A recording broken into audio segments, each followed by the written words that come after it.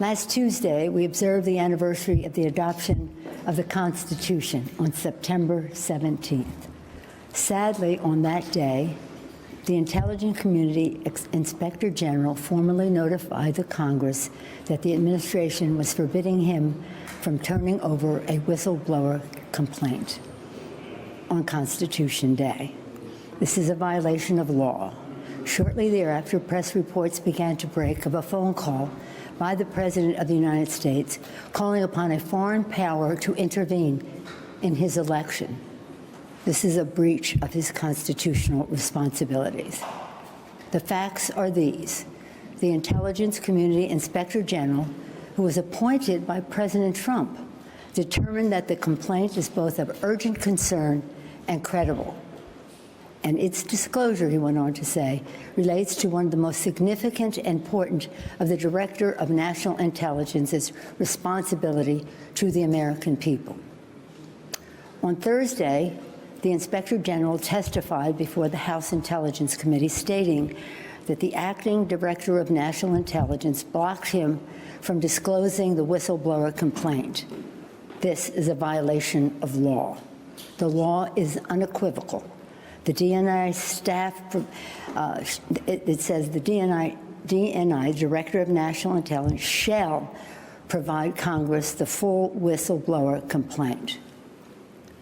For more than 25 years, I've served on the Intelligence Committee as a member, as the ranking member, as part of the Gang of Four, even before I was in the leadership. I was there when we created the Office of the Director of National Intelligence. That did not exist before 2004. I was there even earlier in the 90s when we wrote the whistleblower laws and continue to write them to improve them to ensure the security of our intelligence and the safety of our whistleblowers. I know what their purpose was, and we proceeded with balance and caution as we wrote the laws.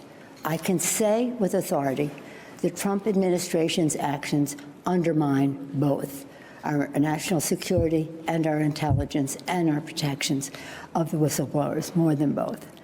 This Thursday, the acting DNI will appear before the House Intelligence Committee. At that time, he must turn over the whistleblower's full complaint to the committee. He will have to choose whether to break the law or honor his responsibility to the Constitution.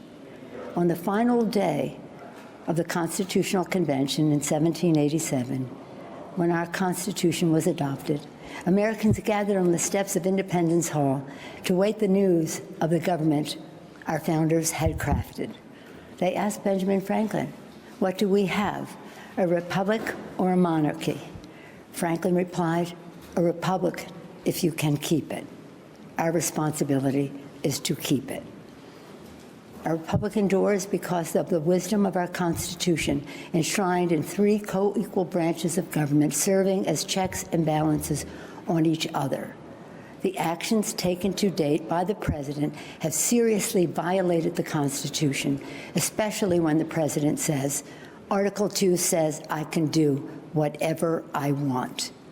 For the past several months, we have been investigating in our committees and litigating in the courts, so the House can gather all the relevant facts and consider whether to exercise its full Article 1 powers, including a constitutional power of the utmost gravity, approval of articles of impeachment.